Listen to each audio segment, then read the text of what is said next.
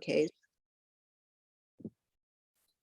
Okay, here's Mo coming in. And the meeting is going on. Okay, welcome, Mo. Hi. We're just about to review the agenda. So first we'll do introductions, and then Black Futures Farm will give a presentation. Thank you, Nia. And we have Holly Freeman from the Woodstock Library, right? Multnomah County Library. And then possibly we'll have somebody, Linda Goldser is here from Master Gardeners. Yeah, perfect. All right. Then we have a series of announcements and reports. Then an update on the local TGM planning effort, which covers zoning, transportation, anti-displacement, the whole works for the Brentwood-Darlington area, and then into surrounding neighborhoods. I'll be giving an update on the Brentwood-Darlington Community Center. And then we will go into board business, in which the various board members will be giving their reports or making some commentary on their neighborhoods. And then we have an action to approve, a couple of them under board business. So if we, it's not as packed an agenda as last time, so we might be able to get through it in good style and end early, which would be nice in this holiday season. So let's go back to introductions. I'm going to call on board members, please, to say your name, position if you're an officer, your general residence location, the length of time you've been living in Brentwood-Darlington, and your interests and concerns in connection with our neighborhood. So Pam, would you like to go first? Sure. Hi, everyone. Pam Hodge, and I've been the treasurer now for 2 months, taking over from a former treasurer who resigned mid-year. And I also represent Brentwood-Darlington on the TGM, also known as Lower Southeast Area Rising Planning Study on their advisory committee. So I was born in Brentwood-Darlington, went away for decades, came back 10 years ago, so 27 years in the neighborhood. And I'm really interested in all aspects of BD, but particularly in planning for increased resiliency in the face of climate change. Okay, thank you very much, Pam. Gail, how about you? I have exciting news about movies in the park that we'll talk to you about later. Oh boy. Been here forever. Actually started over in Lentz when I was a child. Been here since 92 more or less, and pretty much a feature because you can't get rid of me. Well, we're glad we can't get rid of you. What part of Brentwood-Darlington do you live in? You don't need to... Between Duke and Cooper. Oh, and towards the east side, right? As opposed to, okay, fine. Thank you very much. Okay, thank you. Okay, Mo, how about you? Hi, everyone. Can you hear me? Yes, but you're sideways. We can hear you fine. Sorry about that. My iPad wouldn't load the link. Let me see if I can adjust this here. Oh, yes, there you go. I'm on my phone for the moment till I figure it out. Okay. Hi, everyone. Mo Ham or Monica Ham. I've been in Portland for 7 years and Brentwood-Darlington for now 4. And I purchased a home here on Flavel Drive 4 years ago. And I'm mostly interested in issues regarding our safety and security. Mm-hmm. I have a background in that area, and I am interested in concern with matters regarding climate and the world heating up around us and all those things. So anything I can do to make things easier with, what is forecasted, that I would like to find those solutions. So if I missed anything, Stephanie, you probably know what I missed. No, that was good. That was good. Thank you very much. All right. Malcolm wants in. I know, I finally noticed and let him in. I'm sorry, Malcolm, for not noticing you immediately. I'm in eyes, no problem. Okay, very good. And Nia is here too. Okay, Laura Lee, why don't you introduce yourself? I was typing everybody's names out on my. Oh, sorry. I am, let me look and see what questions we're going to be answering here in the agenda. I'm Laura Lee Cole, and I am the secretary on the board. I live in deep South Brentwood, Darlington, right near Clatsop. So 3 houses down, and I'm in Clackamas. I've been here. Well, I was in Woodstock before here. Now I've been in Brentwood, Darlington for about 10 years. My interests and concerns with the neighborhood are everything that's already been said.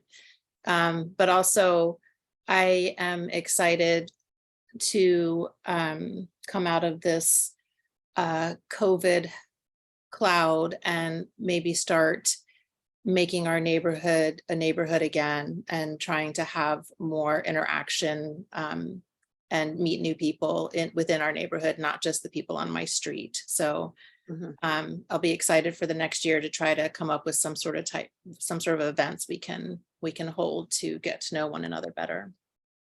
Okay, very good. Thank you, Laura Lee. Kim DeLeo, would you like to go next? Sure. Good evening, everyone. I'm Kim DeLeo. I've been a resident of Brentwood, Darlington since 2015, and I sit on the board for the Neighborhood Association and also for Southeast Uplift. And I'm on Duke and roughly, 63rd. So good to see everybody. And are there special interests you have with regard to? Yeah, I agree a lot with what Laura Lee just said. My other special interest is no secret. I'd really like to start working on traffic calming measures for Duke, but maybe neighborhood safety and neighborhood cleanup. Okay, very good. Have you seen the plan to plant trees in bulb outs along Duke Street? I have not. I'm gonna have to look into that. Okay, I can get that to you. Thank you. But that would help along be with great. some speed bumps, and the speed bumps we're tired of because they don't do that Right, much exactly. good. But bulb outs with trees in them Mhm. are likely to narrow the street and make it much more difficult to speed on. Right. So I will send that to you, and let me make a note. Thank you. Please. Okay, very fine. All right, I think that's the board members who are present. And I would like our guests to introduce themselves. Tina, would you like to introduce yourself, please? Oh, sure. Okay, so I'm Tina Bjornstad Shafransky, Tina BS, because 20 spaces is really too long for a last name. And I have a warped sense of humor. I am right 3 houses away from 82nd on the north side. So basically almost to Duke. I'm right behind the Woodmere Elementary School. And I'm a small business owner. I do lots of projects, and my passions are growing things, growing people, and cleaning up all the garbage, whether it's stuff out there, stuff in people's homes, or the people that are literally not contributing. I'm like, if you're going to be here, I'm going to drag you kicking and screaming, and you're going to help. Okay, very good. And I like arguing with people. Ask Pam. Okay, thank you. That's a lovely introduction, and we're glad that you're here. For the information of other people who may not know, Tina was formerly on our board, and then she wasn't able to continue, but she continues in the background as an avid, almost board member, and we're very glad of that. So then I would like to ask our guests to introduce themselves, and then I'll swing back around through our guests who will be speaking on making presentations. Malcolm, would you like to introduce yourself? Are you there? Okay. How about Nia? Hello, everyone. How are you this evening? Hi, Nia. Why don't you introduce yourself and then we'll spring back for the presentations. Oh, Yes. we've got 2 more people coming in. Okay. Okay. I'm also here. Sorry, I'm fiddling with my phone and I got stuff in my hands. Nia, how about I go first, then you go, then I think we can get Daniel and Keone in there, and I'm getting our little slideshow together. Oh boy. I've at it. Cool. Hi, I'm Malcolm Hoover, one of the co-founders and co-directors of Black Futures Farm. We are your neighbors. We're in the Brentwood Darlington Learning Gardens Lab across the street from Lane Middle School. I've been in the neighborhood for almost 5 years. What are my concerns? Being neighborly. We're deeply concerned with the impact that meth and heroin and drug addiction have had on the community, particularly as it impacts public safety. We've lost about $15,000, I estimate, of equipment. We haven't, but people have been assaulted on the site. I mean, it's a mess. And I also say that as somebody who's in recovery himself, and it's a very complex and nuanced issue. Yeah, and we're farmers. I mean, that's the other thing. We're farmers. So yeah, hi. Thank you. Thank you very much, Malcolm. Welcome. All right, Nia, please introduce yourself. Yes. Hello again. My name is Nia. I'm the community programs person at Black Futures Farm. I recently joined the team back in August. I'm originally from North Carolina. And basically, I just help with all things like programs, outreach, volunteers, administrative work, and I sometimes do some farming. And yeah, it's been such a great way to be welcomed into Portland and to, jumpstart my career. I recently graduated from school not so long ago, so I'm just excited and eager and yeah. Oh, well, congratulations and welcome. We're glad to meet you. Thank you, Nia. Hey, Nia, this is Laura Lee. I'm taking the minutes. Did you say your community program and outreach for Black Futures? Yeah. Okay, perfect. Thank you. Thank you. Okay, very fine. Keone Young, would you like to introduce yourself, please? Hi, my name is Keone Young. I'm 27. I've been with Black Futures since February. My title is farmer. I work under Daniel, and I primarily do farming stuff. Okay, wonderful. And do you live in our neighborhood or do you come from another neighborhood? Yeah, I actually grew up in the Fremont area. Oh, okay. And I didn't ask Nia. Nia, are you from Brentwood Darlington or do you come from outside Brentwood Darlington? Either way is fine. Yeah, I live in the Burnside neighborhood. So. Oh, okay, fine, great. I just want to make a little note here. Okay. We'll be 27. coming. I'm 52 and I'm a Pisces and I like spaghetti. I'm a Pisces too, but I also said a goodbye to Pisces. 52 a long time ago. And Daniel is here too. I just wanted to say hello. I'm not in the meeting yet, but Oops, I'm I sorry. feel- Okay, I beg your pardon. I apologize. no worries. Okay, Daniel, thank you. And would you like to introduce yourself? We'll do the whole team of Black Futures Farm here. Yeah. Yes.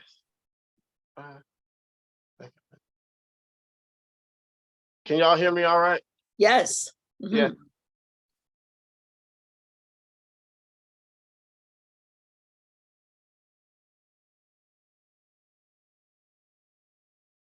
Okay, we're listening. We could for a minute and then it went away, Daniel. Oh, Sorry, I cut it. Sorry, I cut him off. All right. Okay. I think that's working. Can you only take it from? Oh, you jumped over around on my screen. Yeah, okay, go ahead. All right, would you like to introduce yourself? Yeah, let's try this again. Third time's a charm. I'm Daniel Grady. I'm from North Carolina. I've been a part of. Uh-oh, you froze. We've been working there as the lead farmer since of 2021. So I Okay. do a lot of the farming stuff as well. In addition to or with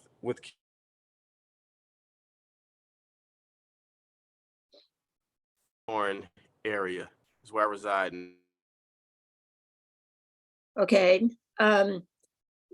Your presentation broke up just a little. So what was that very last sentence? I'm in the Belmont Hawthorne area. That's Oh, where I see. reside. Okay, fine. Uh-huh. All right. So we have representatives from various parts of Portland coming into Black Futures Farm. That's wonderful. Thank you. Thank you very much. Okay, let's go to Linda Goldser now, and then we'll come back to Black Futures Farm and the team's presentation. Go ahead, Linda. I am Linda Goldser, and I am one of the co-directors of the Multnomah County Master Gardener Demonstration Garden. We are, I've been at the demonstration garden for 7 years. I've been coming to the board meetings for 3 years because we like to keep our positive community partnership with Brentwood Darlington neighborhood going. So that is. We're very glad that you're here. Thank you very much. And if you well, we'll ask for your presentation in just a moment. I would like to finish introductions here. I see that Vivian has come. Vivian, how do you pronounce your last name, Vivian? Shong? It's Shong. Okay, Shong, very fine. Yeah, close. Hi, it's nice to see you. Would you like to introduce yourself? Yeah, hi, I'm Vivian. I am just on the north side of Brentwood Darlington, just across Duke, so technically in Woodstock, but I've been in this area for, gosh, going on 5 years now, 4 or 5 years. And I lived here also about 10 years ago for a couple of years. And I am coming from background in landscape architecture and design, and just always been interested in community development and urban planning.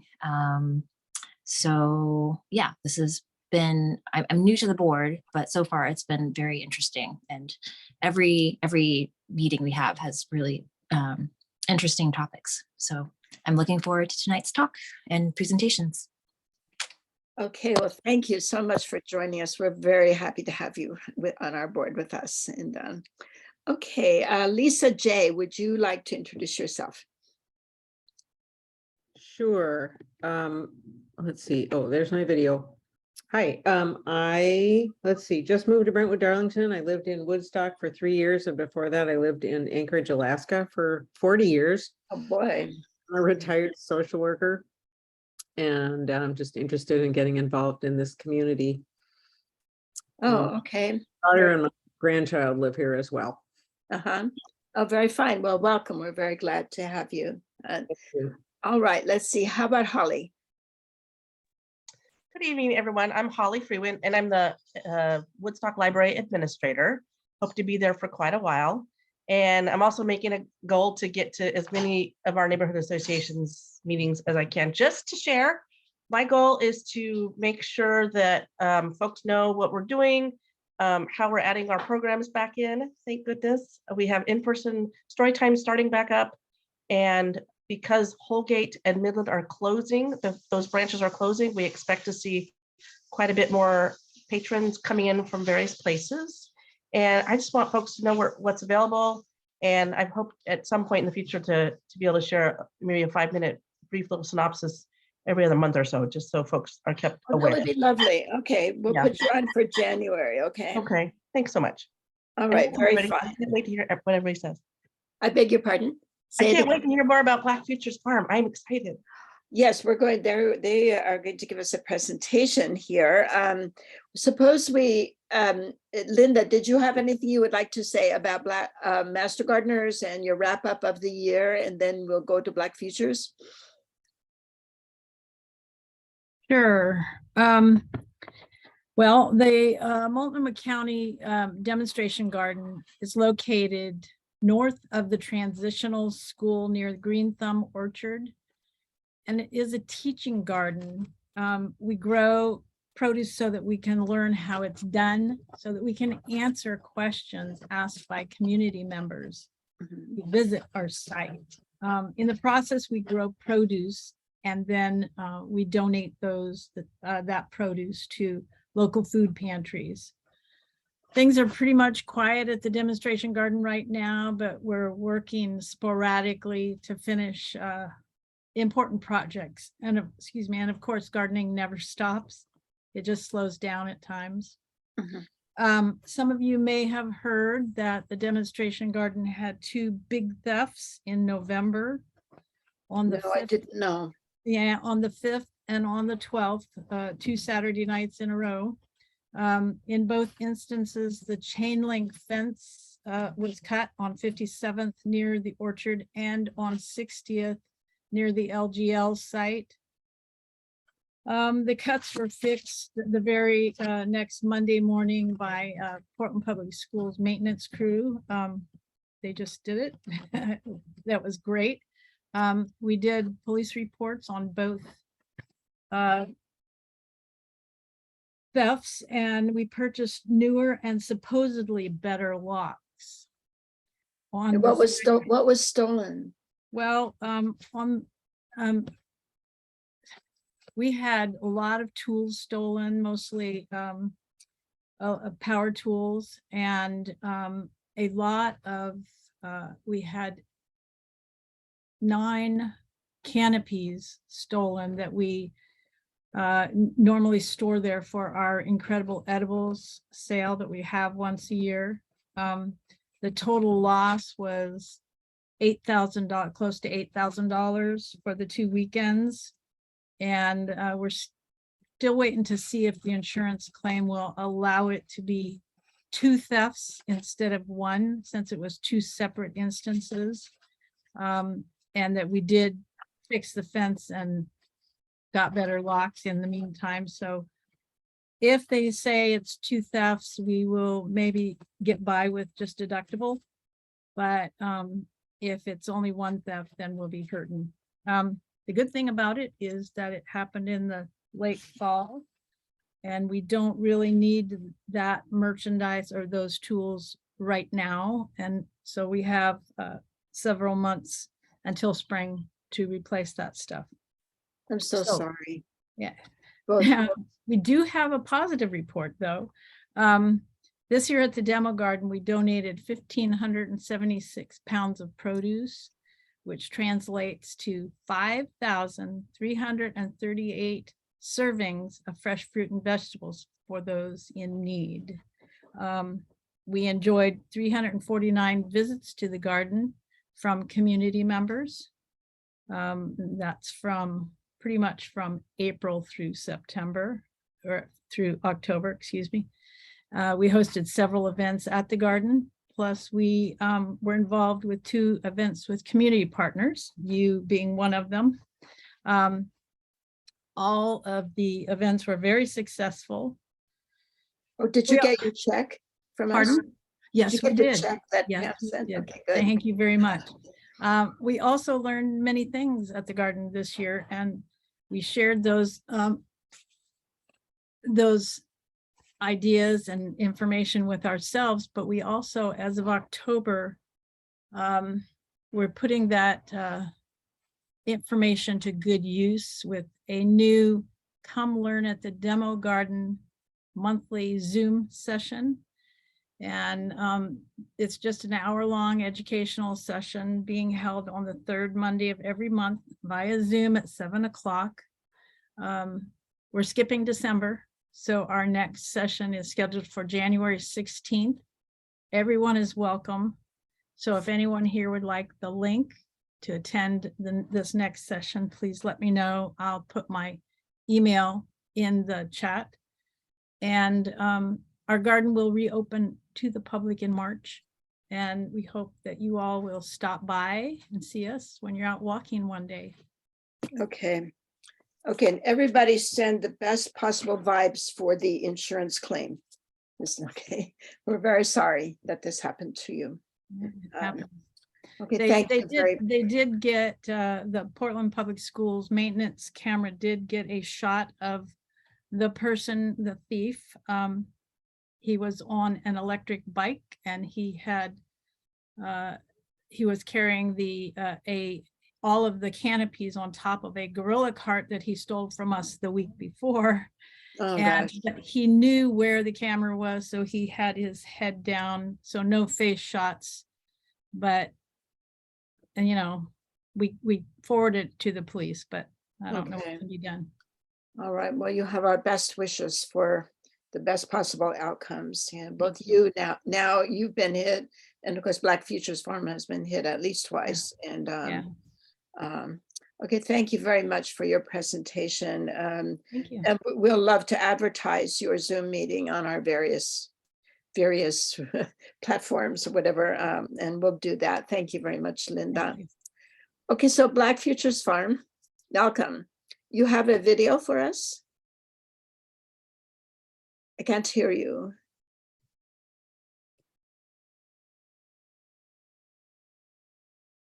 Did you say you have a video prepared?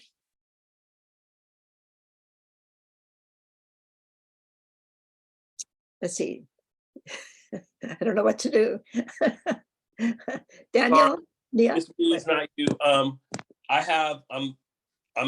also on my computer, so if you could let me in out of the waiting room, I will. Oh, I'm sorry. Okay, I didn't look. I didn't know that you weren't admitted. I'm sorry. Yeah, no problem. Unmute, start video. Okay, so do I need to share screen with you or make you co-host? Unmute. Okay, there we go. Hold on. Can y'all hear me? Okay. We can hear you, but do I need to share Nope. screen with you or do anything? Yeah, you could share screen with me and or make you co-host. Yeah, either one of those things. Or yeah, make me co-host. I will. Okay, I'm making you co-host. All right. Right now, you are now co-host, and then you can share. That means that you can share screen now. Absolutely, I feel so special. Hold on. Seeing him.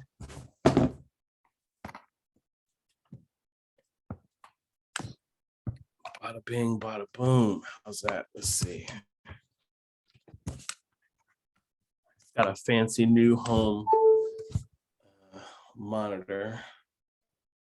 Okay. Ooh, we're cooking with gas now. You guys are on the big screen. All right. I have a little generic Zoom presentation or PowerPoint for you. Let me just find it. That's not it. Daniel, can you talk a little bit about what we do at Black Futures while I sort this out? There we go. Hey, so can everybody hear me? Yes. Okay, so at Black Futures, we are there primarily to reconnect. Well, our mission is primarily to reconnect Black people with the land and repair that relationship with the land that was once sacred. So what we do is just we lead a lot of seminars, workshops. We have folks come out and just gather to intentionally build community, to learn, to grow fruits and veggies as well as community. So it's a twofold mission there at Black Futures. Okay, cool. Let me share my screen. Okay. Good intro. Thank you, bro. Thanks. is it? I know Nia's over there clenching her teeth. Well, and and I'm a novice with Zoom. I can't help you. That's okay. I got it. You know, it's horrible because I do this all the time. Oh, It's not like I don't use Zoom every day. This is my 7th meeting of the day. So, oh my gosh. yeah, it's been a little intense today. Okay, there. Y'all can see my screen. Derek Covey just entered the waiting room. Derek. you're Yes, I in. can't just let him in. Okay. Okay, great. So here, Black Futures Farm. Go presentation. Why is this not moving? Oh, on keyboard. There we go. Okay.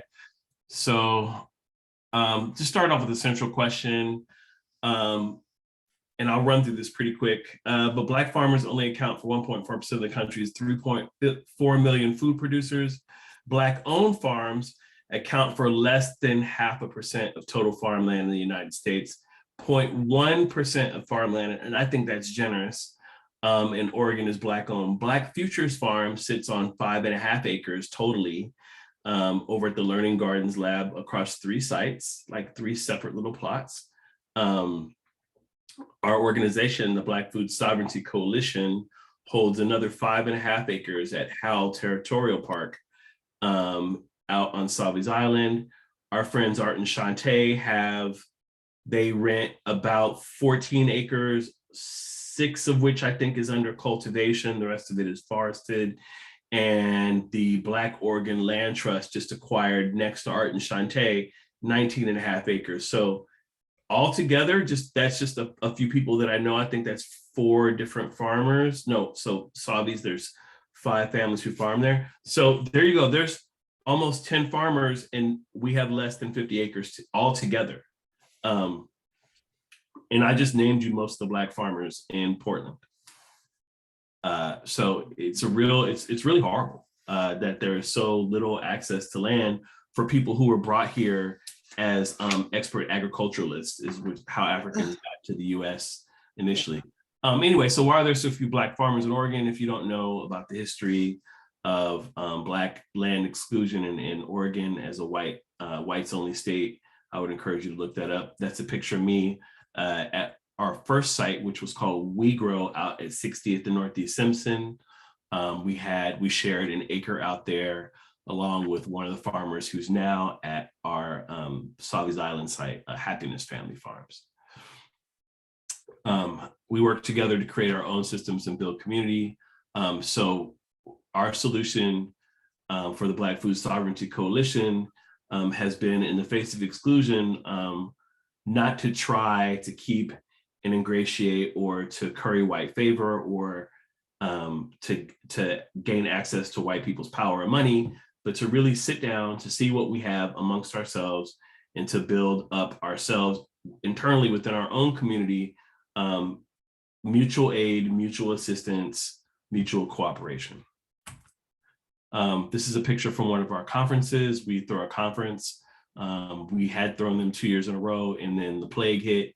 So this is from our Back to the Root conference at Oregon State University. Beautiful people. A lot of these people had not begun farming. Mirbai and I are in the picture here. We were not yet married. A lot happening in this picture, y'all. You don't even understand how significant this picture is. Here's kind of a model of I'll skip past this, but this is kind of like a logic model of the Black Food Sovereignty Coalition. If anybody's interested, I'm happy to email this to you. There's a picture of Black Futures before the Wash and Pack was built and before we relocated our high tunnel. So when we first moved to the site, it had been the former site of the Beginning Urban Farmer Apprenticeship Program, BUFA, run through OSU and through some relationships that we had with Weston Miller. Shout out to the Master Gardeners program. I went through the Master Gardeners training. We were a brand new nonprofit. That land was available. I and a couple other people approached Weston to see if he would be willing to sublet that land to us. And he said yes. And he additionally paid our water bill for the first 3 years, and was a great partner, and also sublet us a greenhouse next to the LGL greenhouse, which we were removed from by the school district, which is some nonsense. And anyway, look at those beautiful plants. Oh, they are so healthy looking. Oh my God. Including Daniel and Keone. Y'all see the cardoon? You can't kill it.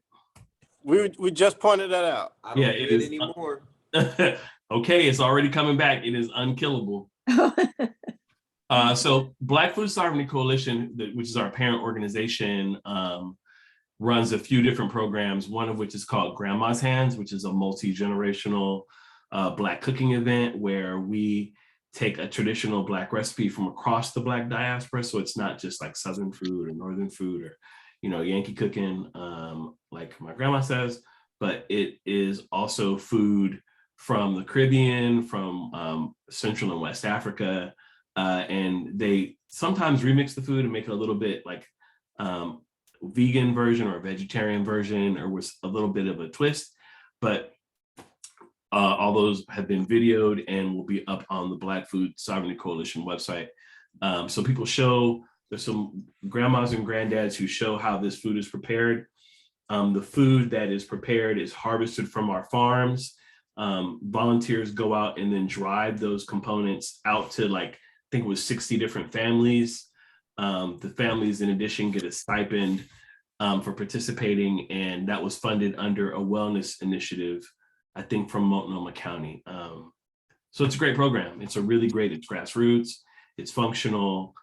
We fed a bunch of families last year, and people get to eat some of their favorite food. And I think the myth is everybody knows how to make all the soul food, but a lot of people don't. And it's something that is a real art and taught by artists.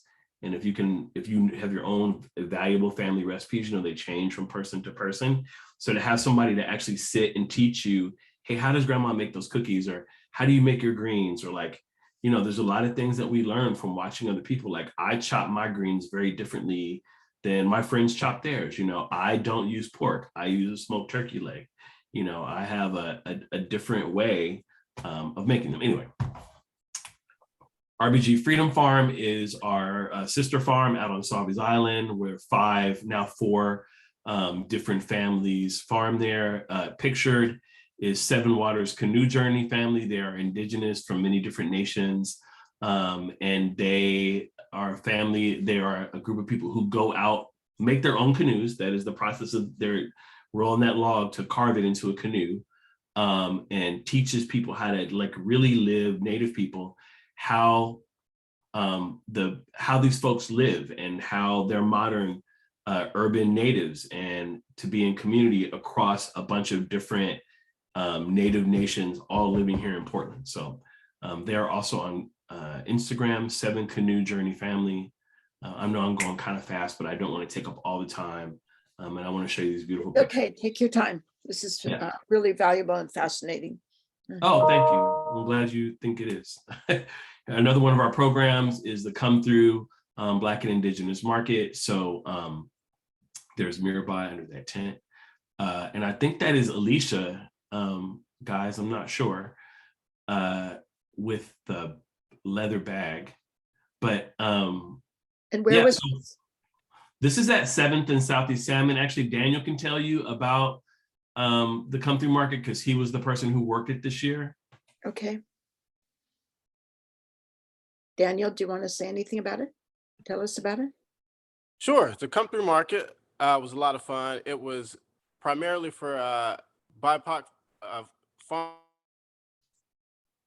You're Daniel's audio. No experience, but it was a lot of fun. Hey, Yeah, Daniel, your audio is very spotty. Okay. I'm not sure what I can do to fix that at that's this moment, great. but stay right there. Keep talking. Okay. Come Through was a lot of fun. It was an incubator market, so we were relatively there's relatively little experience on my end as far as the farming went, but that was super helpful. Keone helped me out a little bit this year as well. Yeah, that was every Monday from 3 to 7 the second season. I think that was primarily to help out with attendance. The previous market was from 12 to 4, so this later time was a bit more helpful for the market this year. Yeah. That market is started by a woman. Her name is Shiny Flannery. She's a local farmer. Actually, there's Shiny in the picture in the background. You see right there, Shiny. Uh-huh. Okay. So we have a question in the chat. Where do we learn about these wonderful events so we can advertise them, but also attend them? Yeah, you would contact Nia through our Instagram profile, which is one of them can drop a link in the chat. Yeah. Nia is the go-to person to coordinate all that stuff. Here's a picture from a fellowship that we participated in. The Vivian Burnett Food Systems Fellowship was sponsored in part by Black Food Sovereignty Coalition. And so Mirabai was one of the people who mentored. These folks are our mentees, our participants, and there's some other farmers. There's Art and Shantae, who are the proprietors of Mudbone Grown Farm, who were my mentors in this work, in this farming work. I learned to farm through them. I met Mirabai through them. I really owe them just everything. There's Family Quelle, there's Preet Gujral, here's Eddie, who is the founder of the Black Food Sovereignty Coalition, and our co-director. Here's our wonderful worm farmer, Alicia. Just another beautiful picture, and really like a testament to the power of bringing in non-traditional people to a very traditional, like what is in Oregon anyway, a very white profession, and that we have worked to create community in ways that, you know, we never could have imagined in the beginning. So for instance, I came in as a farmer, and through my work at Black Futures, our site liaison who works at Parks, reached out to Mirabai and said, hey, there's this really good job at Parks. I think either you or Malcolm would be brilliant at it. You should apply. I was not looking for a job. Mirabai said, well, I'm going to grad school. I'll tell Malcolm to apply. Now I work at Parks and Rec. Preet, who came to us from tech and who was an assistant farm manager at RBG, now works at a pretty like influential position at Metro. Alicia, who was working at OSU and was not happy at all, now has a really good job at EcoTrust. Like, we have created an ecosystem and a community of people who come through agriculture, come through growing, come through community building, and are moving into like really good places to be of greater service in the broader community. Mick now works at the Portland Art Museum as Oh my gosh, wow. Yeah, like, great, you know, story. and all of us are all still farming, like still growing, still farming, still working in community, but, you know, in this common like fellowship, apart from the Vivian Barnett Fellowship, the broader fellowship community is what I'm referring to, are able to like really help one another to do super amazing work as community members, community activists, organizers, and community servants. Wow, that's a fabulous story. Thank you for sharing that. Wow. I think there's like 4 more slides. I'm gonna run through them. Farmers market, boom. Beautiful produce, POW. Here's one of the workshops that we did last year on soil. We had this guy, James Cassidy, who was in some famous, he's a famous rock musician. I forget the group that he was in. But he did a great seminar on soil. It was awesome. Here's a quote. We'll have our 3rd inaugural MLK Day of Service on MLK Day at the farm. Our first one, we had 125 or 126 people. It was beautiful. Bada bing, bada boom. There's a panel that Mirabai and I were on. Back to the Root, 2019, 2020, coming back in 2023 in Tacoma. That's the squad on a youth day. That was my work board of all the stuff that I was trying to figure out we had to do. We're still allowed to be in the greenhouse. You can see Master Gardeners there. There's actually a week after we broke ground. So there's December 16th, 2020. Pretty cool. Black Sundays. every Sunday, May through October, all blackity black, black, black. If you're not black, you can come Monday through Saturday. If you're black, we'll see you on Sunday. Come hang out. Just some other stuff that we do, CSAs, we give donations. We donated about 95% of what we grew this year. The rest of the 5% we sold at farmers market and we kept for ourselves. Volunteer opportunities, we do a lot of events in partnership with other communities. Blah, blah, blah, blah, blah, blah, blah, blah, blah, blah. There's the Black and Brown Herb Exchange. That's in the very front. If you come in through on 60th Street, Shiny and another woman, Letty, coordinate that. They're growing herbs for medicinals. That's left over from another slideshow. There I am at People's Market, throwing a love sign up with some wilted arugula. There's some people, there's some more people. There's some more people. That's a CSA. It's da da da da da da da. I'm sorry, this is so long. No. There's Chuck. Please, The don't- end. don't There's Mirabai and I getting married. There you go. All right. Oh, We're done. lovely. Oh, you're wearing your farmer's clothes. That's wonderful. Yeah. All right. Thanks for indulging me. Oh, done.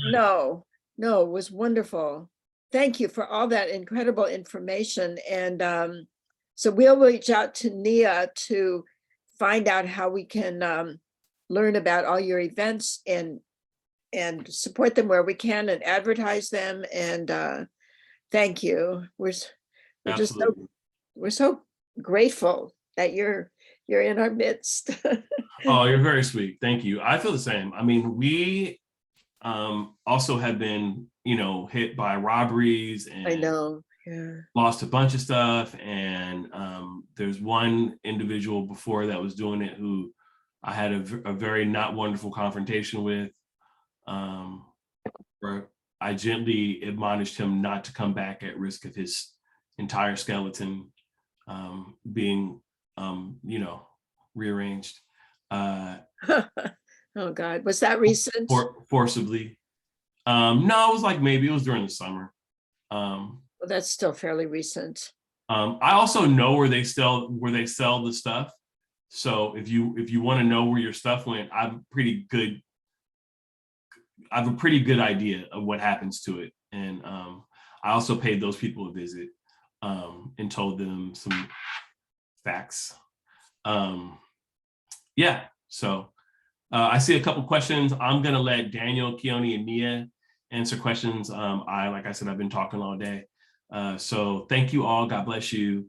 I'm gonna drop my email in the chat. Please feel free to reach out to myself or the other farmers, and we're here for the community. Thank you 100 times, Malcolm. Okay, go rest your voice and we'll listen to Daniel. And okay, so we have a couple of questions in the chat. Let's see.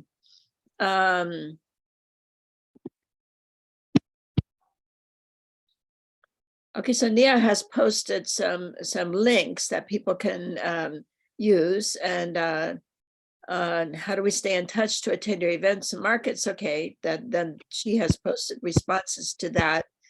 Any questions or inquiries can also be sent to Nia at Black Futures Farm or blackfuturesfarm@gmail.com. So does anyone have a question that they would like to pose to Daniel? Okay, Lisa, go ahead.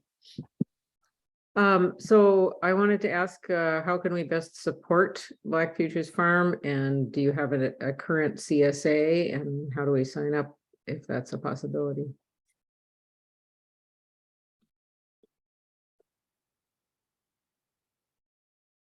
Hey, Lisa. So I'll start with the the CSA part of it. I'm not sure if you all can hear me. I know my audio has been kind of weird. No, you're doing fine. We can hear you. Right now we can. Thanks.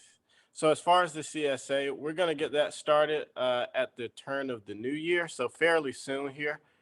We're just putting our crop plan or finalizing our crop plan, and then we'll kind of do some collaboration to figure out what the community wants in addition to what we want, and some culturally specific items for our CSA share.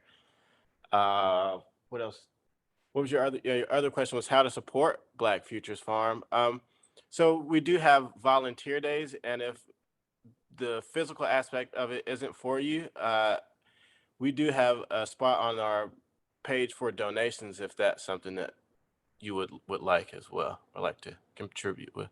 Yeah. Thank you. You're Okay, welcome. very fine. Thank you. Laura Lee, you have a question. I actually don't have a question. I just had a comment. I wanted to thank you so much for giving that presentation. I've been listening to your updates for a couple of years, but I didn't have a complete picture of who you are and what you did for the community. So I would suggest that we have you present at least once a year, so anybody that's new on the board or in the community can know who you are, who you really are, not just from a quick update. So thank you very much for that. Yeah, it was a great presentation. I echo Laura Lee's statement. And Pam, you have your hand up. Yes, a couple of comments and a question. One, I'll be making a presentation shortly on this agenda about the $250,000 planning study that the city is conducting to increase density in Brentwood, Darlington, and adjacent neighborhoods. And one of the fears that I have is that with increased density, there will be increased pressure to build on vacant land. So I think we need to come up with some strategies for preserving agricultural land within Brentwood, Darlington, because it's so valuable. And secondly, I mean, we really are a food desert if we don't go up to Woodstock to shop for groceries.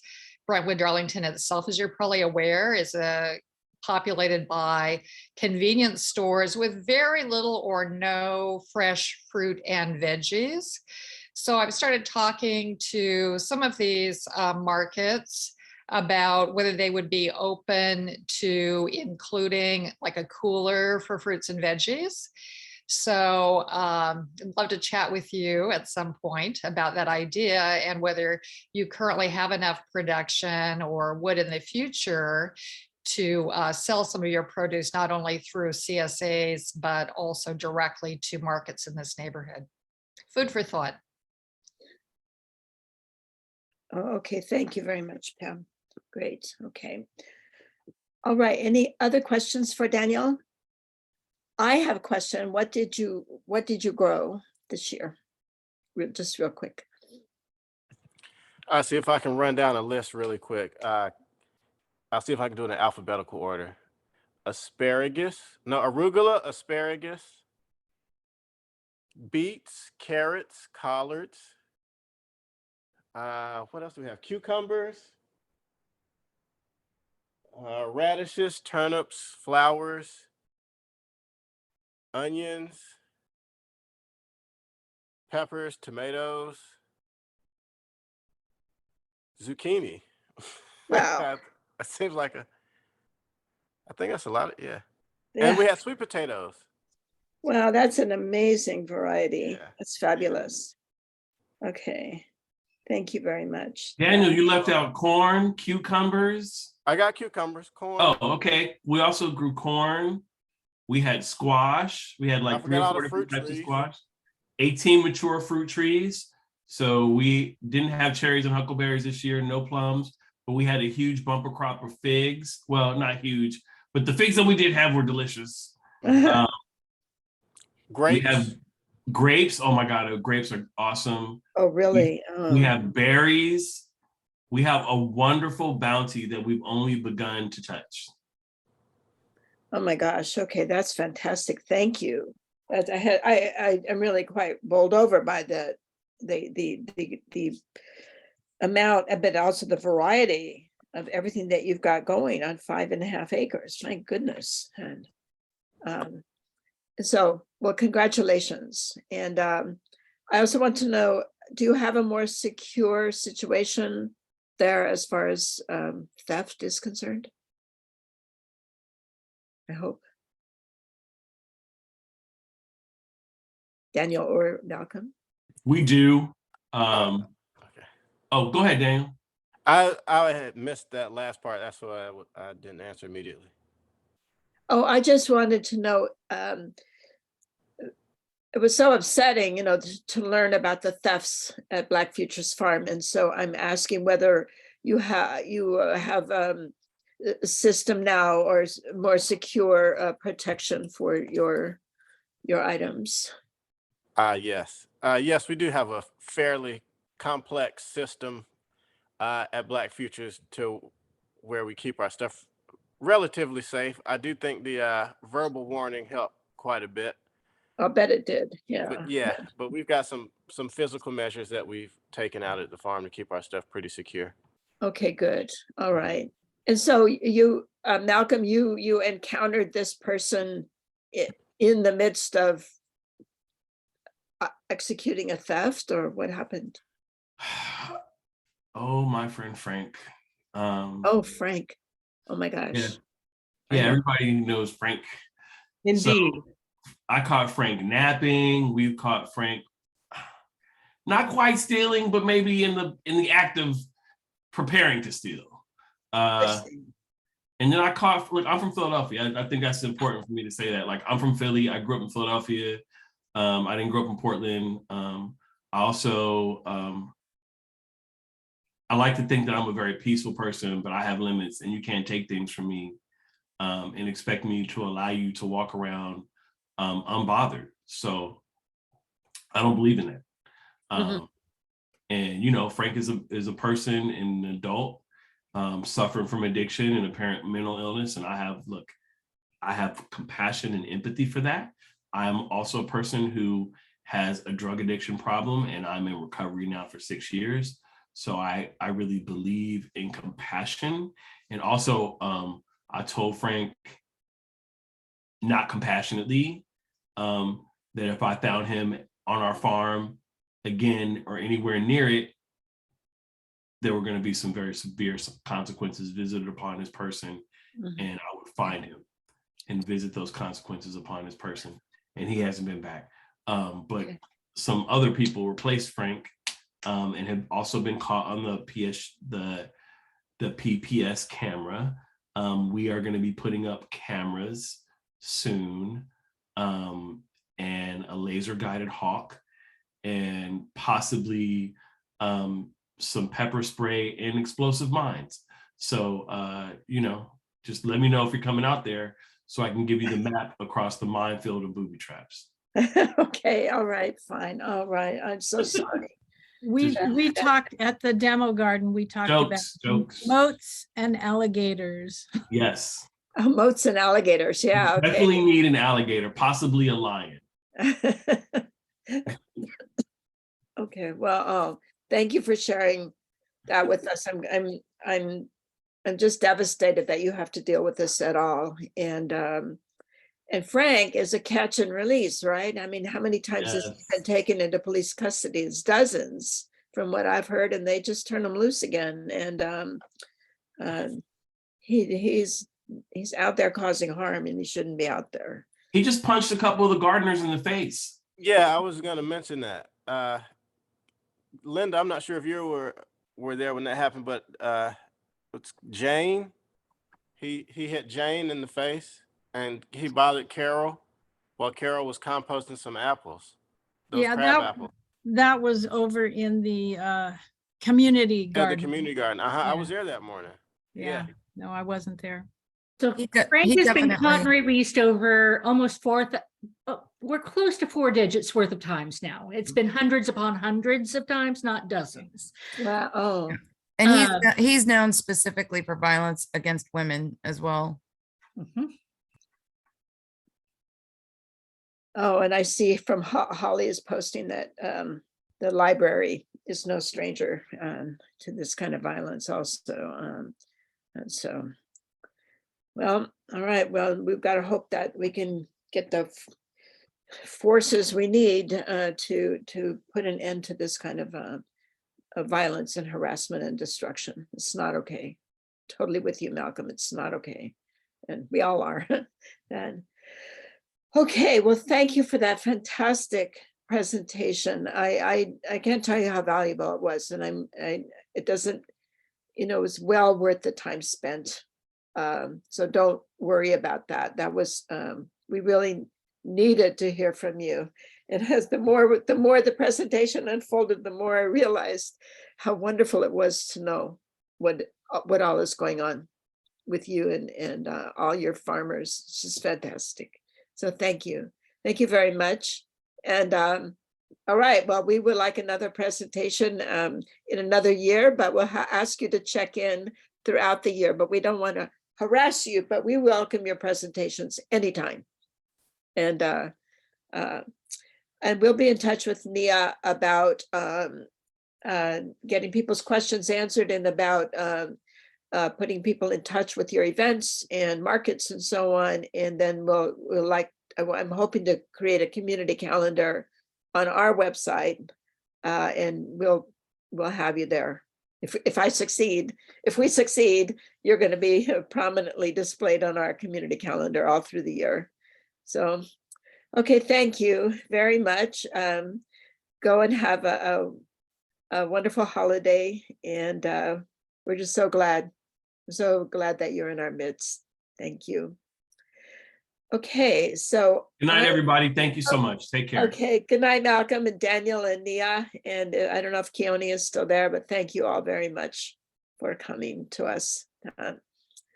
Okay, so Derek has joined us now. Derek, we did a round of introductions. Would you like to introduce yourself, your name, generally where you live, a general area where you live, what interests and concerns you have with regard to the neighborhood?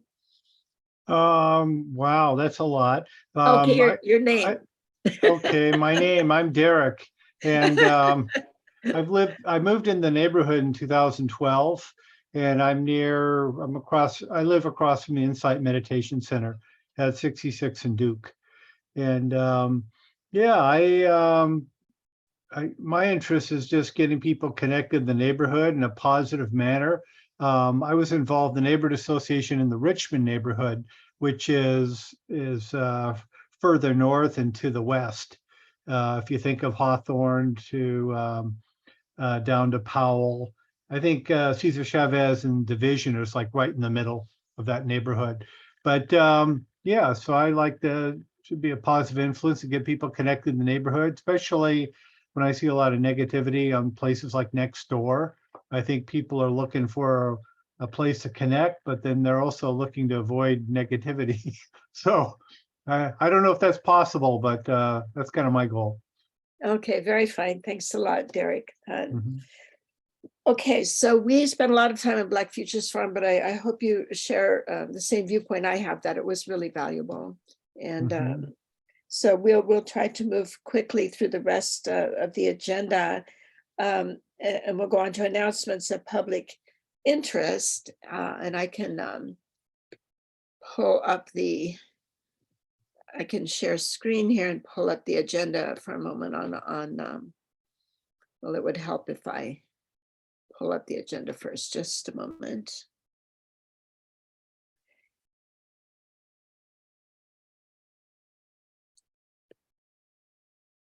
Okay. All righty, share screen. Okay, so just to show you where we are at 7:05, we were planning, to do announcements. So we're about half an hour behind, but that's okay. And the first announcement I'd like to make is it's an item of board business, but I put it up front because it's of interest to our residents and to our public here.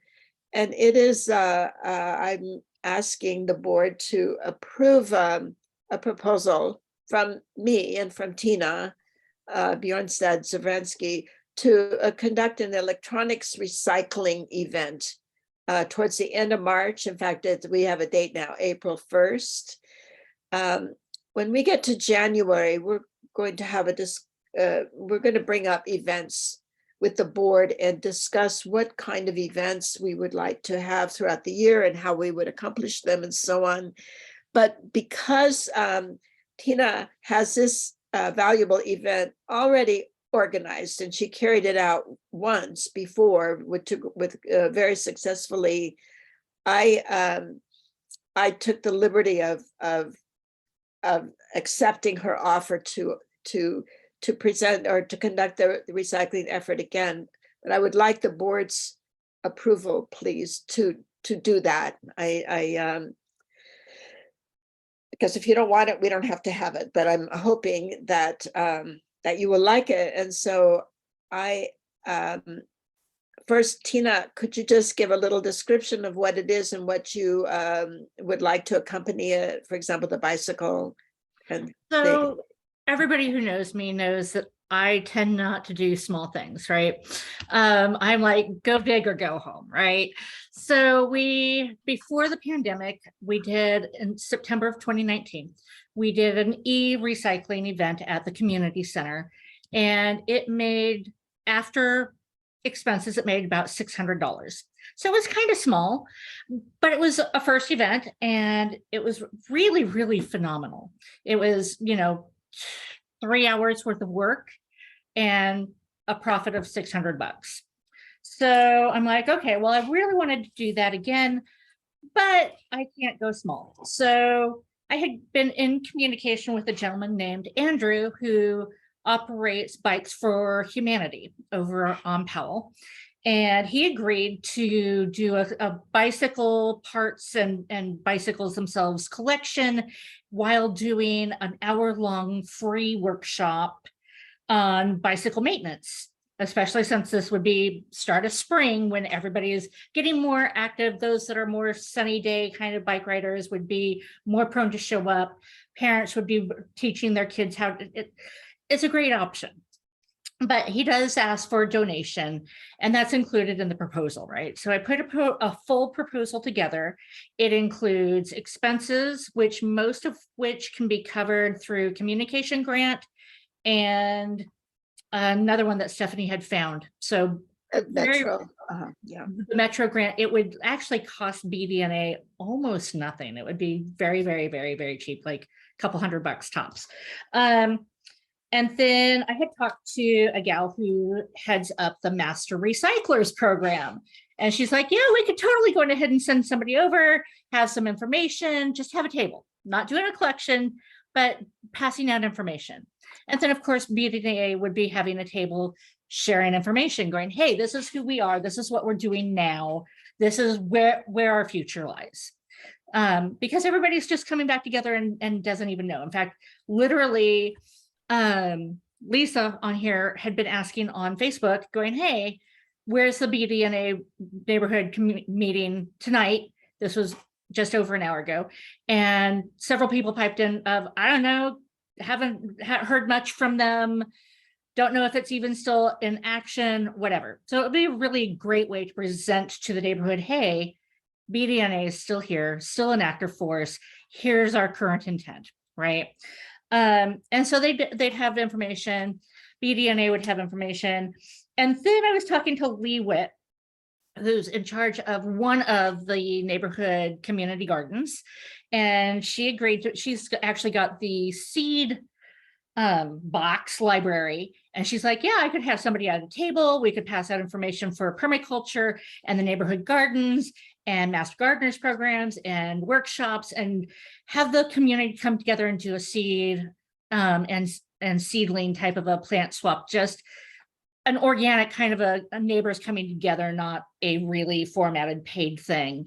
Because when you get people that grow things together with seeds and seed starts, as it's the end of March, it's beginning of April, we're all going, okay, I had all this growing in my greenhouse and in my house under lights. And these actually like really propagated well, germinated fantastic. I need to pare them down. Let's trade.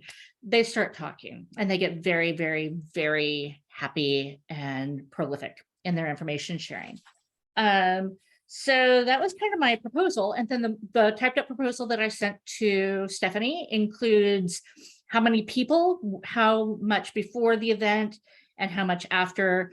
I basically asking for the community center and most of the parking lot from 9 a.m. to 1 p.m. The event would be from 9:30 to 12:30. And it would only take Four staff members and volunteers beyond those that are coming in and volunteering for the tables and working the e-recycling. So it's a really low expenditure of time and energy and resources. Okay. So just Yeah, I can testify that the previous electronics recycling was very successful, and it was very straightforward, very easy.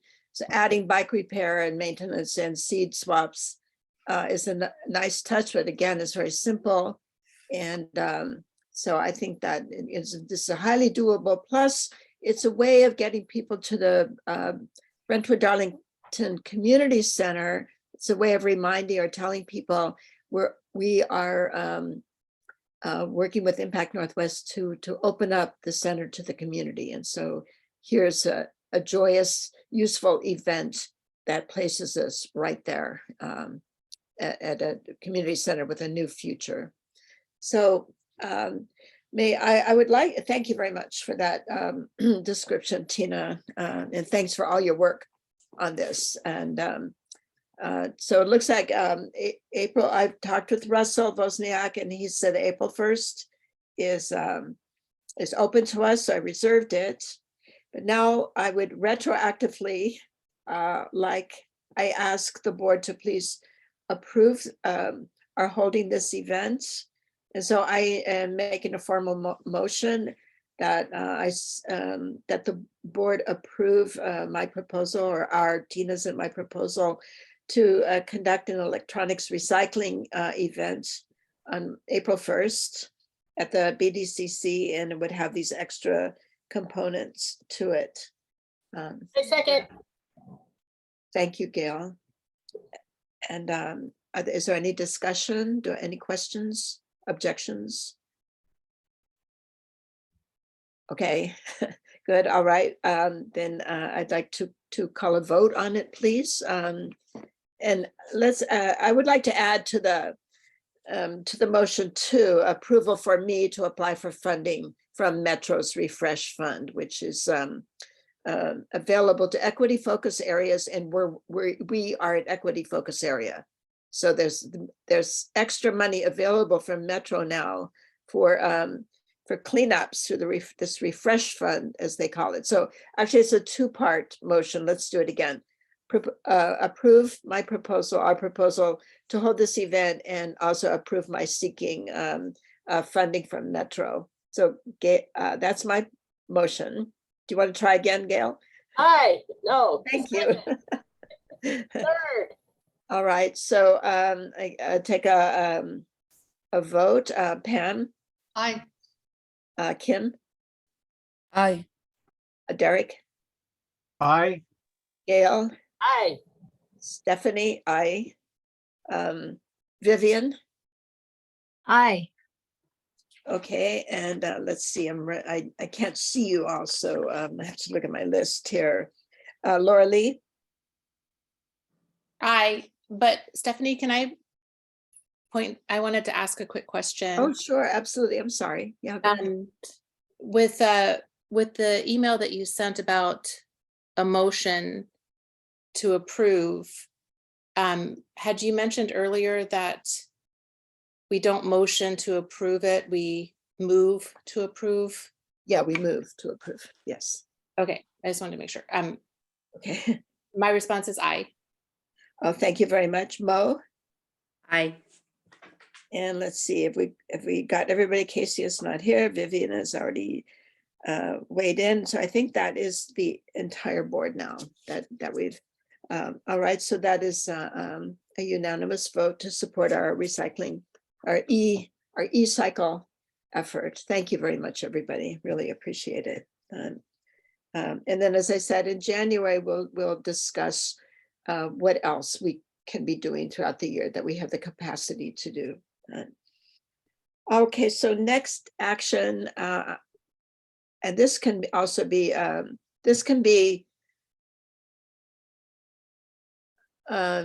postponed a bit. I was going to suggest that we collect more information, including what residents want about the routing of line 10 through our neighborhood. If you I'll just show you really fast.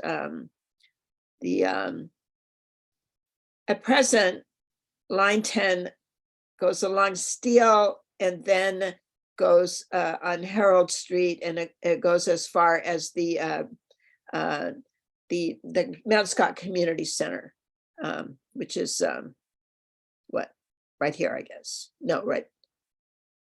Oh, right here. I beg your pardon. And at present, we don't have a connection up 72nd to the community center, and we've begged PBOT or TriMet for years to fill this gap, which is right here. TriMet came up with a new proposal, which is that line 10 would go along Steel, down 52nd, east on Duke, down 72nd, then east to the Max station and onto the cemetery. And that would close this gap on 72nd. A new line on Woodstock would take people immediately south of Mount Scott Park. So you could walk up here, or you could take the 10 to the 52nd and then the 4, which is a frequent service, and get to the community center, or go up 82nd and then backtrack using this new line 4. So the proposal makes it easier to get to the community center, but it's not a full connection. What they're proposing now is to run line 10 down.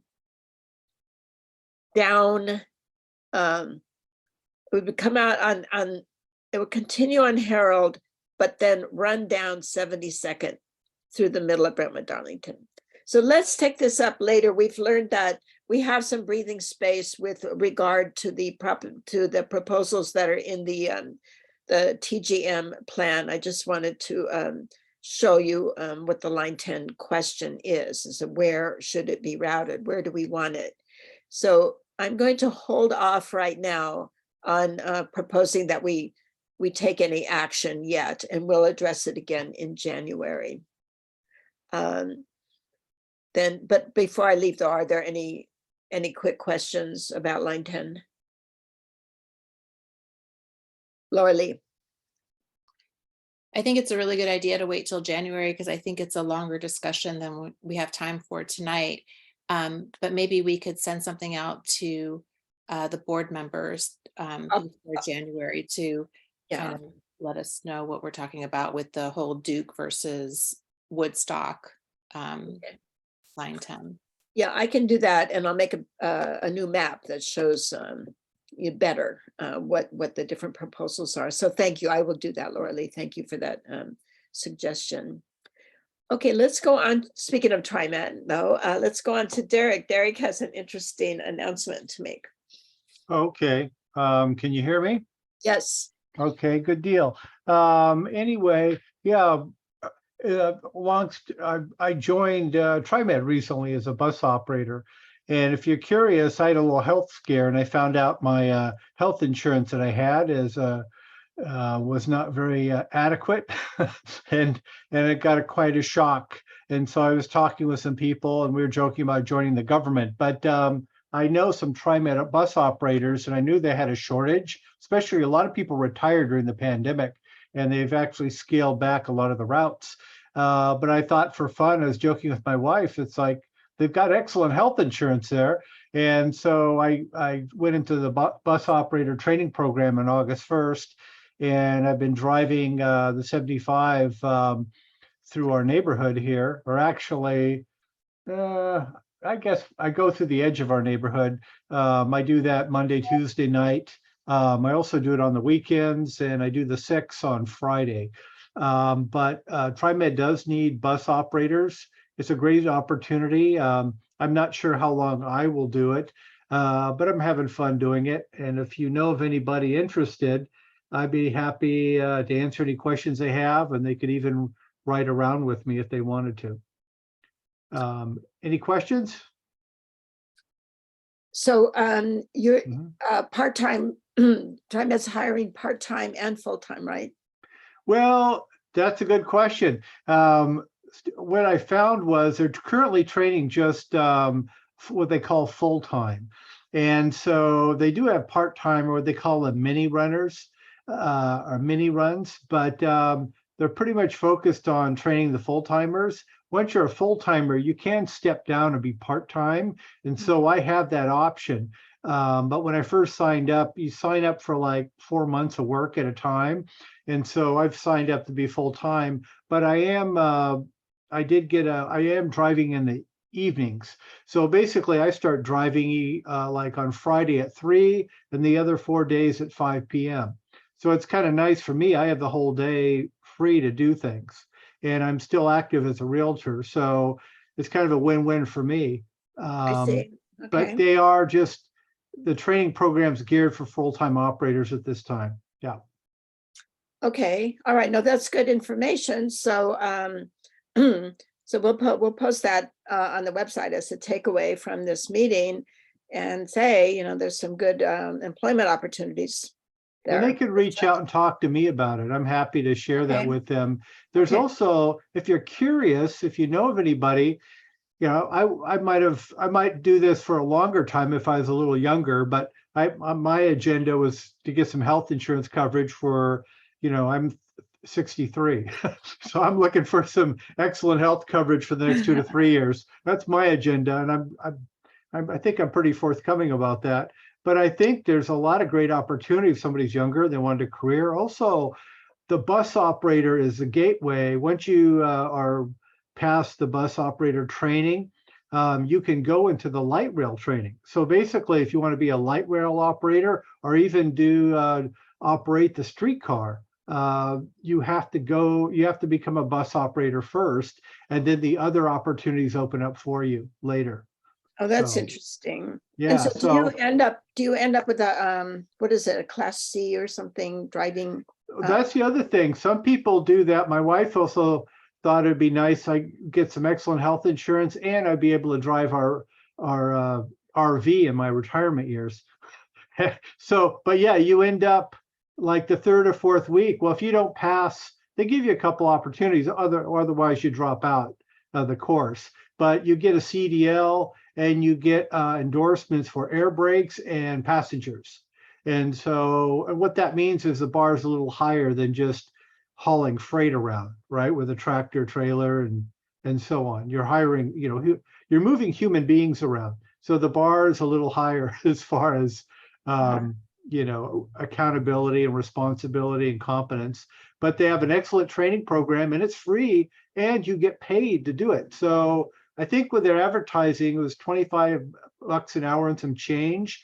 That went up to $27 today, December 1st, due to the union contract.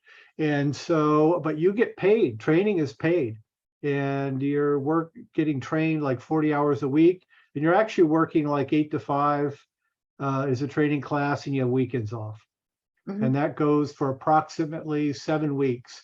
And some people, you know, I don't want to say anything negative, but they'll get their CDL from TriMed, and then they'll just leave and they'll go find a trucking company now that they have the CDL and go work for the trucking company. But all their training is done in a bus, so they would have to take additional training if they want to work for UPS or whatnot. But yeah, so I was, you know, and these jobs used to be quite precious. The catch is you have to pay attention, and you're being taught how to safely haul people around in a 13-ton bus that's 40 feet long. And the other thing is no cannabis. No what? No cannabis, no CBD, no THC. And so I was joking, it's like, yeah, that's, you know, usually somebody like me, who knows? I'm not the world's greatest driver, but they'll put you through an excellent training program, and they'll help you get rid of all your bad habits. either one way or another, you know. Oh, so we shouldn't fear getting on the 75 with you, huh?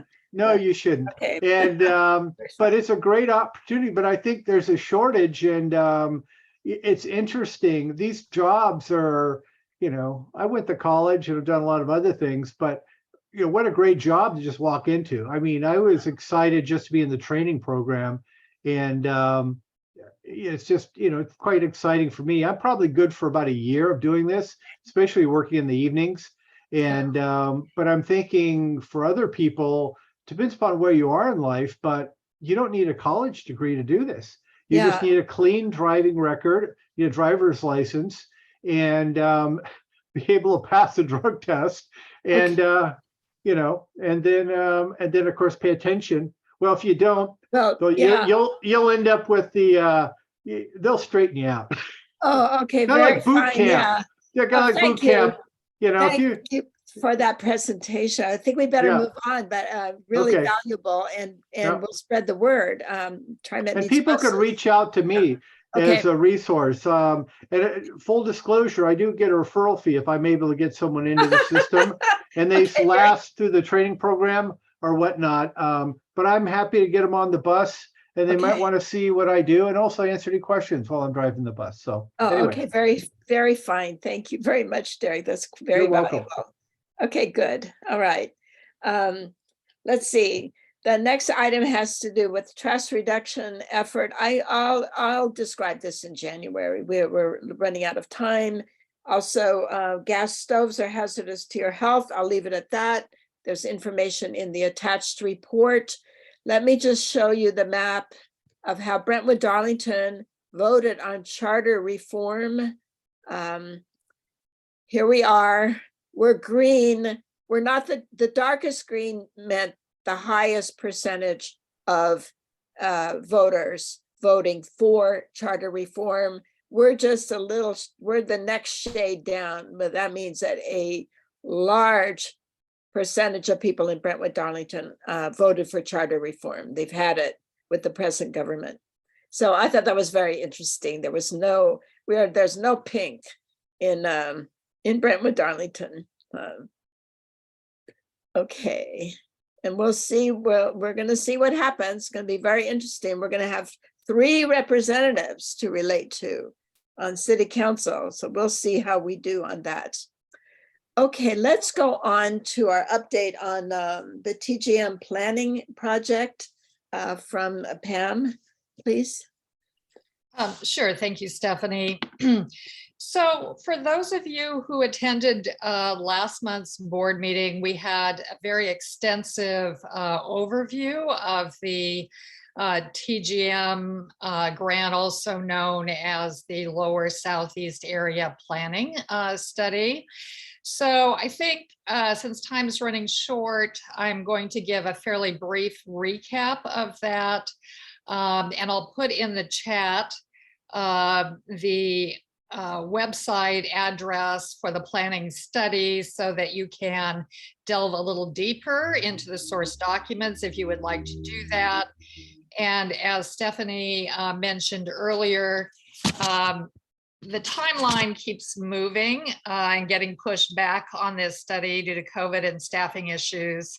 And so what you heard last month was really a proposal in the pre-release stage. Earlier this week, I heard from Bill Cunningham, the project manager, who said that we're currently in the pre-release stage of the proposed zoning and other changes.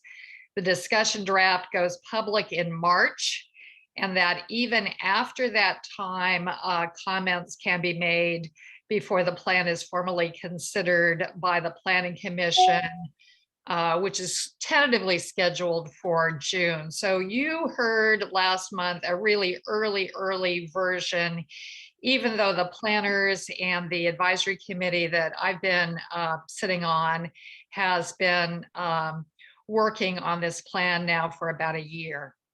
So just to recap what you heard last month, the project goal is to improve livability within Brentwood, Darlington, and the adjacent neighborhoods by creating, and these are my words, a 20-minute neighborhood, meaning residents can access needed services with a 20-minute walk. So everything a lot closer. You don't have to go outside of the neighborhood to get your needs met. And in order to do that, you need to planners are saying that you need to increase density to achieve the goal.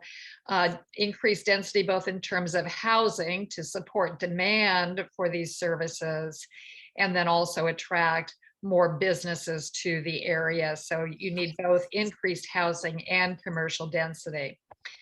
So Bill and the other planners last month showed us a number of maps of proposed zoning changes. But in a nutshell, the areas that they're focused on are improvements on both 72nd and 52nd Avenues. And for 72nd Avenue, it would become a new, what they're calling a neighborhood center that would connect up to an existing neighborhood center on Foster that they call the Heart of Foster.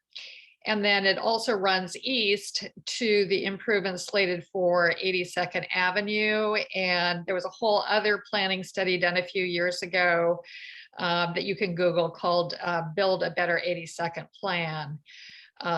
So on 72nd Avenue specifically, in order to build this neighborhood center, they would upzone the existing commercial core, that intersection of businesses currently on 72nd and Flavel. It's currently zoned CM1 or Commercial 1, which means you can currently build up to 2 or 3 stories. And they're currently proposing increasing that to a CM2 zone, meaning you could add another story up to 4 stories. And then with respect to housing, current zoning along 72nd is mainly R2.5, and they're proposing multi-dwelling, either RM1 or RM2, and you really have to refer to the maps that he showed us last month, or go out to their website to look at exactly what subsections along the 72nd they're proposing these zoning changes for. But again, theoretically, if these proposals go through, they would be able to build, the market would be able to build taller buildings along 72nd. And then with respect to 52nd, it's sort of a more minor zoning change compared to 72nd, which is the primary focus. And for 52nd, they're looking at corridor zoning with a mix of commercial and mixed use and multi-dwelling. So the major nodes that they're looking at rezoning are the 52nd and Flavel, 52nd and Duke, and 52nd and Woodstock intersections, where they would be moving the zoning from small to mid-scale. And this is getting into planner speak, but currently a lot of those sites are zoned CM1, meaning they can only build up to 3 or 4 stories, and it would be moving to CM2, an additional story. And then similarly, where it's currently zoned residential mixed use 1, they'd be rezoning it to residential mixed use 2. So again, just building theoretically higher to allow for or encourage increased density. So Stephanie, you asked me to address, what do the proposed zoning changes mean? What does it all mean for our neighbors' commercial and housing development? So, theoretically, upzoning increases the economic value of the property. It increases its highest and best use because developers can theoretically make more money off of a given parcel of land since they can build more units.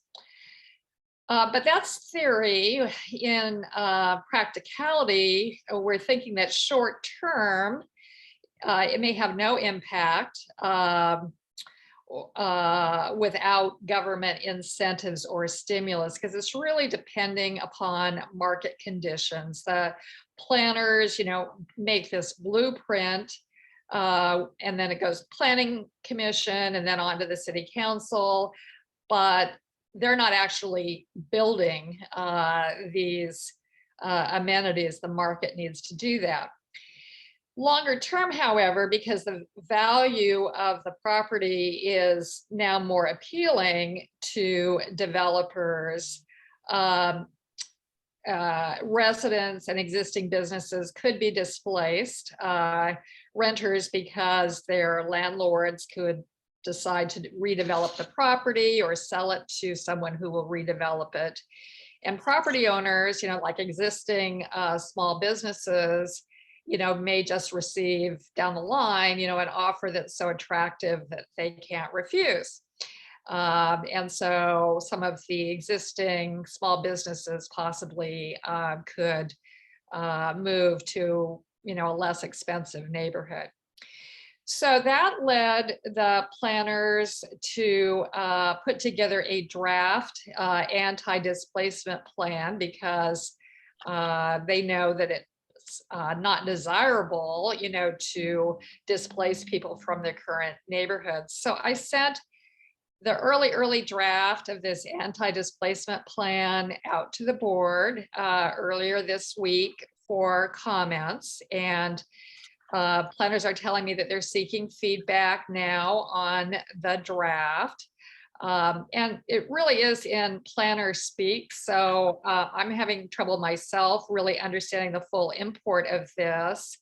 I did get one question from a board member who was a little concerned about this recommended funding of Impact Northwest staff at the Brentwood Darlington Community Center through the Joint Office of Homeless Services to directly serve residents in the project area. So just want to make it clear that we're not talking about, or planners are not talking about turning Impact Northwest at the Brentwood Darlington Community Center into a shelter.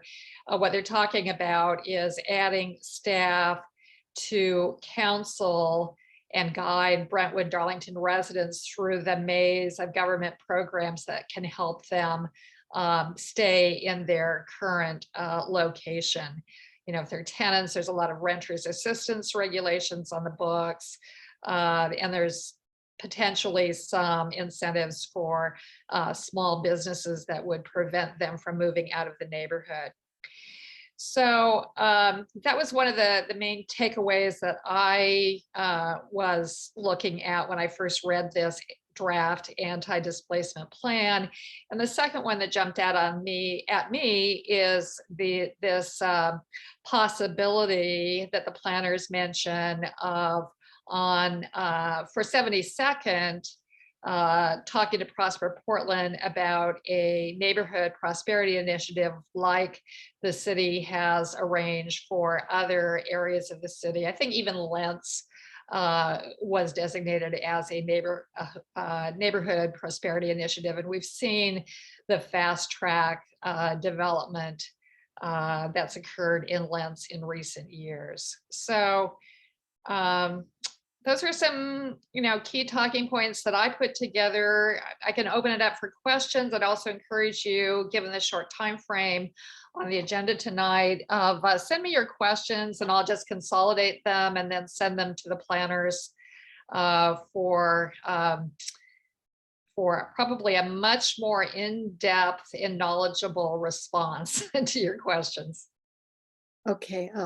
Thank you very much, Pam. I have a comment about the funding to hire Impact Northwest staff at the community center to serve residents in the project area.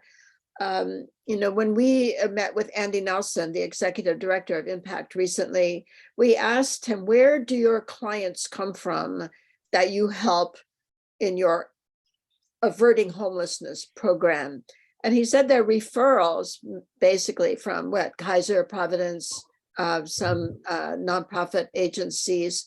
And so what the difference here is that this program at the community center would feed Brentwood Darlington residents directly into Impact through the community center, right? And so it'd just be an additional source for Impact of clients who need help in not getting put out on the street, right? So anyway, I think that's very promising. I really like that idea of Yeah, Stephanie, I should probably add that this recommendation for adding staff didn't come from nowhere. I'd actually, as a member of the advisory committee on the TGM study, convened a Zoom conference call last July with the planners, and it was Marty Stockton previously before Bill Cunningham took over, and Andy Nelson, the executive director of Impact Northwest, saying, hey, it seems like when you get to anti-displacement, you should look at the services that Impact Northwest is providing more broadly in the city, which includes work on preventing homelessness and evictions and safety net services in general. So I think that was probably where that idea came from. oh, well, thanks very much then. That's great that that there's this possible resource. Thank you very much, Pam. Are there any other questions? I can't really see everybody because I'm still sharing screen, so I don't see anybody's. So speak up if you have a question. Okay, so I guess not. So thank you very much, Pam. Can I So ask a Bill- question? I'm sorry, ahead. this is Lisa. ahead. Is there any specification for this high density housing as to, is it all intended to be rentals or owned properties, or do you know? It doesn't specify, Lisa, but that's a very good question. And I promised to put the link in the chat to all the planning documents, so I'll do that now. Thank you. Okay, thank you very much. Okay, so I'll move on quickly to the BDCC announcement, and I'll keep this quick. We'll be discussing BDCC probably at every meeting from now on. But I'll just tell you that on November 18th, Pam and I met with Impact Northwest Director Andy Nelson to work on developing a plan to recast BDCC as a resilience hub and a thriving community center, as well as a locus for for Impact's programs that serve our area. For example, the Child Development Program, and part of the building was designed specifically for that program back in 1998. So that's a very valuable program to have in the building. So there we would have to have these three facets: resilience hub, community center, and then Impact Northwest's programming. So we are in the beginning stages of drafting a vision of these functions, which we wish to share with you in January. I believe that Andy Nelson will be showing us a PowerPoint that is designed to explain, and again, this is a draft form, the vision of what the building can become, and to seek endorsements from elected officials and from various organizations that can lead to securing funding to not only repaint and put new roof and so on, but also to equip the building to stand alone during violent weather extremes and serve as a heating or cooling center, a recharging place, and also a center where people can get emergency information and resources that they'll need at that time. So we will be asking all of you to weigh in with your thoughts and reactions. We want you to be engaged in this discussion about the community center. We haven't engaged the board much in the past because it wasn't possible. We had all these difficulties through the summer, and but now that's resolved and we can proceed with our project. The BDNA role will be really critical. We represent the 13,000 residents of Brentwood Darlington. We're responsible for contributing to their well-being. We believe that that recasting the building as a three-function building will serve the neighborhood well.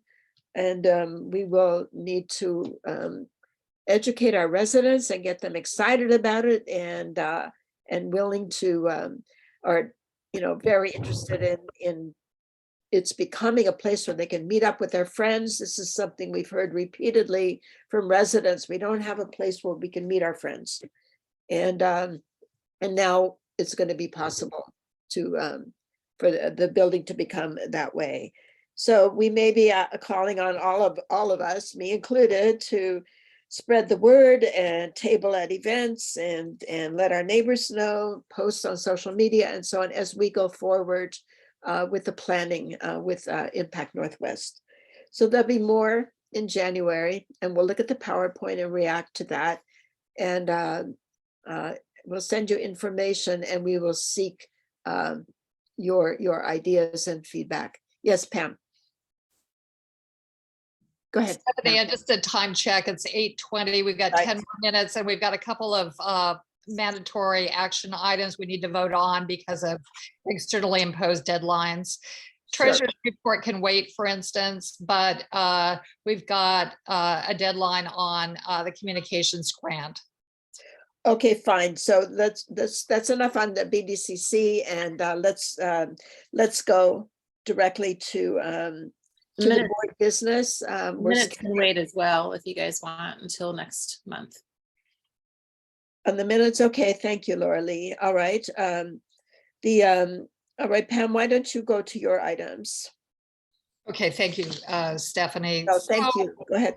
So I had earlier sent the board the information on the remaining funds to be spent before year end of our 2022, this year's communications grant. We've got $223 roughly remaining.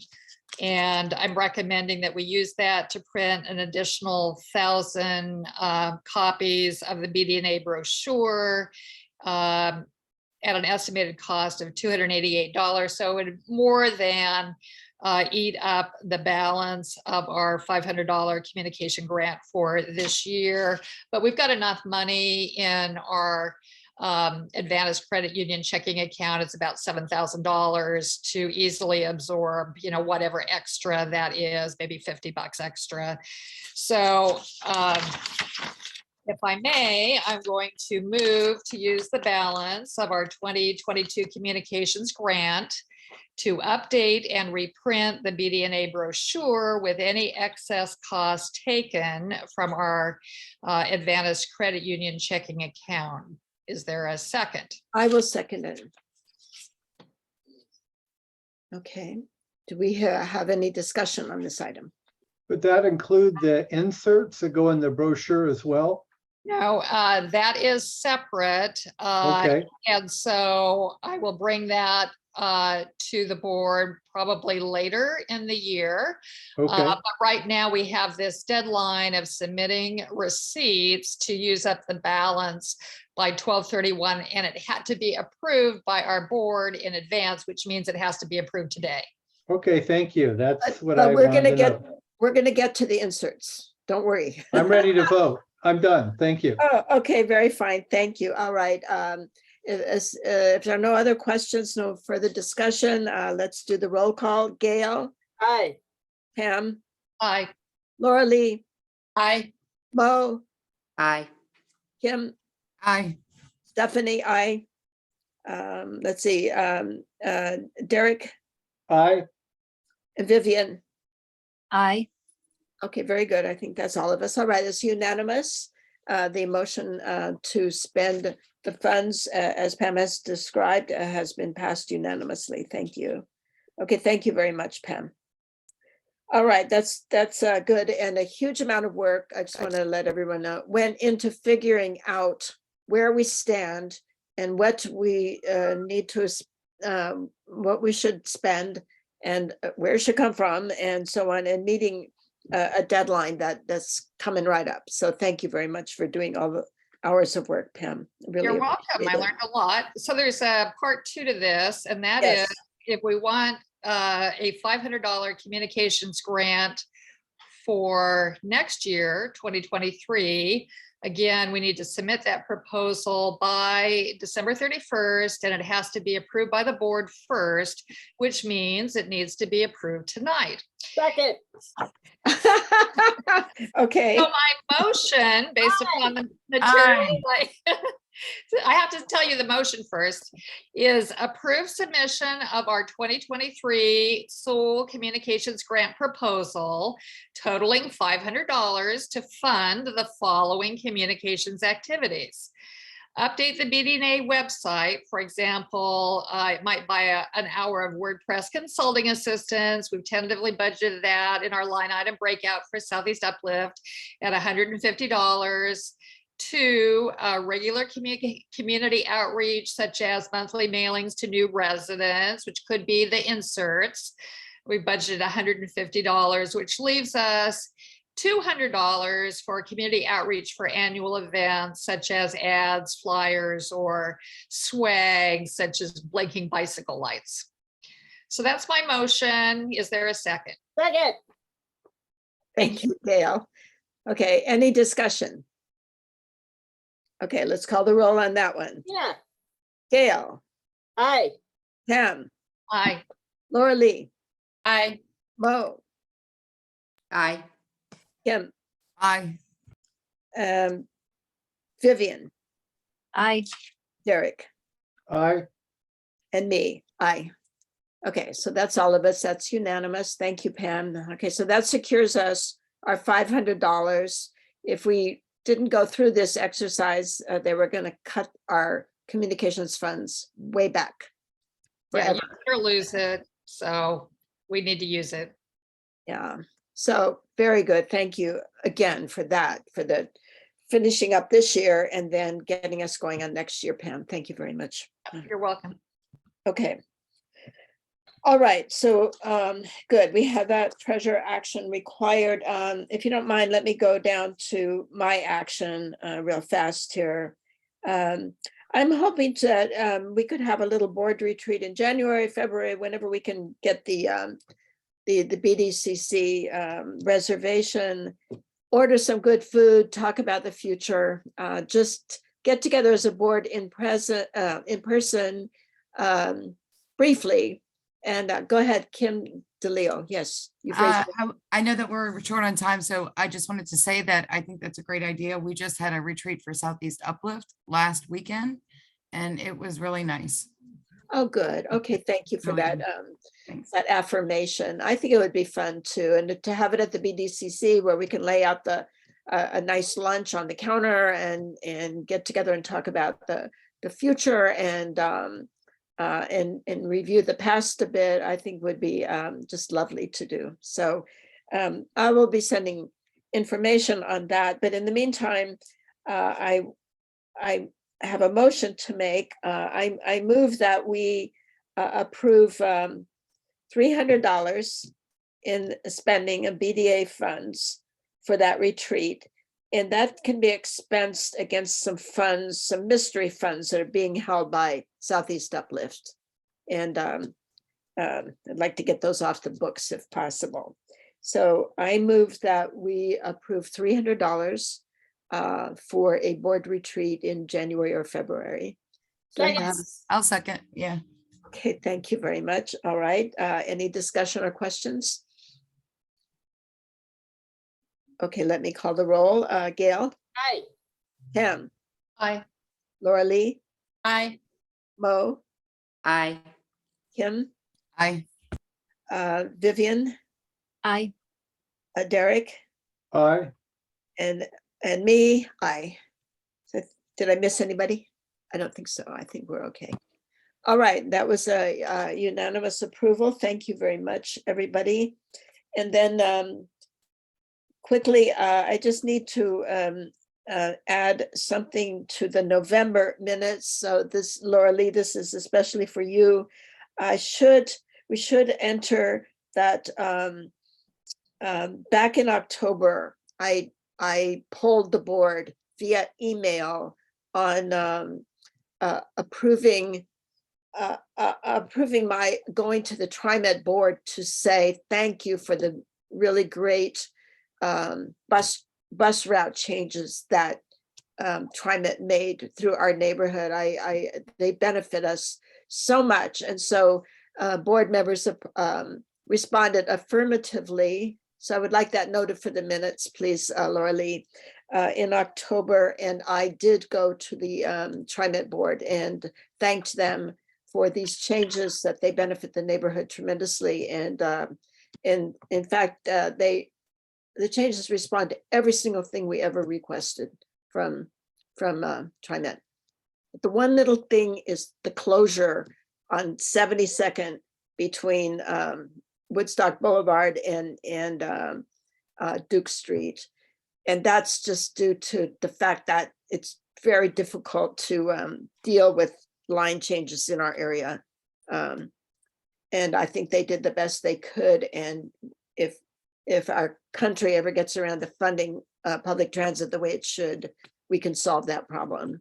But in any case, we requested, we met with TriMet about 3.5 years ago, and we pointed out all the destinations we would like to be able to reach, and they responded completely across the board with improvements to make every single destination now reachable or much easier to reach than it was before.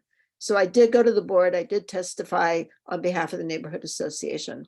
So if you'll just record that in the minutes, Laura Lee, I didn't get that in last time. Okay. Will do. Okay, thank you very much. All right, let's go back to, would you like to do the minutes more, Laura Lee, and just get them out of the way? But they're not, but do we have to, they would include this revision? Yeah, why don't we just wait till next month and I'll Okay. have those ready. Okay, thank you. Thank you very much. Okay, so I would like to hear from Gail Keeley about the summer park event and what goes in, what do you do to Well, make something like that happen? Filled out the initial application for our, now I chose movie just to get our name on the list. I chose Star Wars, Avatar, and a Disney movie, oh, Encanto, which was actually delightful. I asked for a concert beforehand. We can change anything. If you want to brainstorm and come up with different movies, what kind of music you want, we can always discuss that next month. But the ball is rolling. Oh, already? Oh my gosh, thank you. On I it. didn't know. Oh, and so is this an application that's online that you fill out? Yep. Oh, I didn't realize you had to do it so early. Thank you so much. I just got the email yesterday. Oh, bless your heart. Thank you I so filled much. it out where I asked for July 21, 28, and August 4th, so it won't be so hot. I hope. Oh, okay. And Friday evening seemed to work. And I'm just waiting to hear back. But the ball is rolling. Thank you. Budget That is wonderful. And I And will try to get it down, but budget $1,000. It's $1,000. And last year you were able to get some of that taken off. Yeah, for $750. Okay. Well, $250 is, $250. Well, yeah, no, for us, we have a small budget, small amount of funds in the checking account. So everything helps. Absolutely. Well, thank you very much for doing that. And so you'll be discussing with us as time goes forward and whether we want to make any changes and what concert and so on. Yeah. Fabulous. Thank you. Okay. So are there any questions now from the rest of us? Okay. I don't hear anyone piping up. I can't see if your hand is raised because of the way because I'm sharing screen, but okay. Well, thank you again, Gail. This is fantastic. And I had no idea that you start already in December of the year before. Wow. Yep. And how many times have you done this? It's the very first one. Wow. Wow. Actually, we helped set the whole program up. You're kidding. Uh, You, My- oh, My husband funded the first year. oh, really? He Oh, actually used to fund all of our movies for like the first couple of years. So, wow. yeah.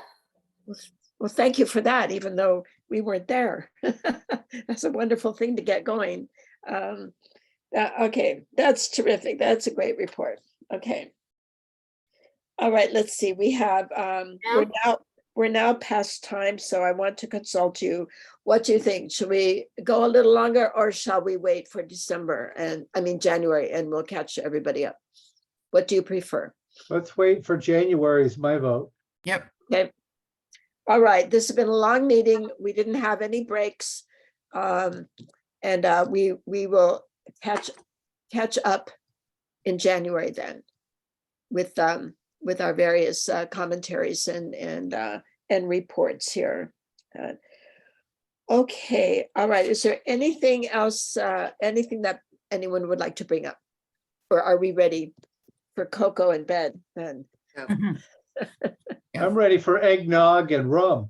Oh, okay. Well, that sounds even better. Yeah. Wrong. And eggnog. There you go. All right, very fine. All Great, right. thank so- you. All right, thank you very much. I'll go ahead and end the meeting. I'm going to stop the recording now. Thank you, everybody, for hanging in here and participating and showing up and voting and making things happen. Really, really appreciate all of you. And I'm just going to save the chat again just to make sure. And all right, we're going to end the meeting. I'm going to bid you good night. Thank you again, and we'll see you in January. And Tina, thank you. Everybody. Okay, Yep, good night, thank everybody. you. Bye-bye. Take care. Good night.